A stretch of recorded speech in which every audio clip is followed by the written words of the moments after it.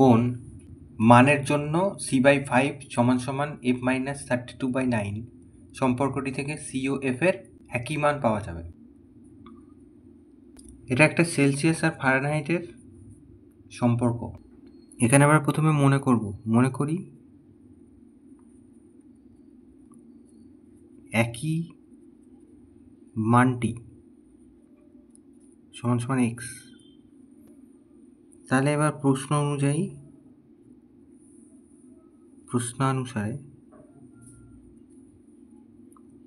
এই c এর জায়গায় x লিখবো, তলায় 5, আর f এর জায়গায়ও x লিখবো, -32, তলায় 9। তাহলে x এর মান কতবার হয় দেখি।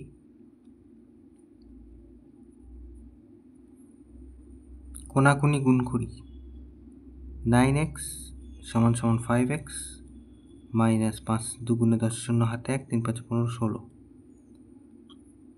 তাহলে 9x 5x এদিকে গেল, মাইনাস হয়ে গেল, -160 এদিকে আছে,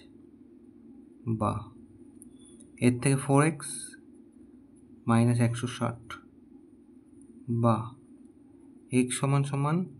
-160, তাকে 4 দিয়ে ভাগ, 4 × 4 = 16।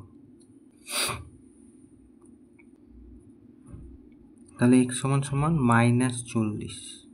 তাহলে x এর মান বেরোলো -40। অতএব নির্ণেয় মানটি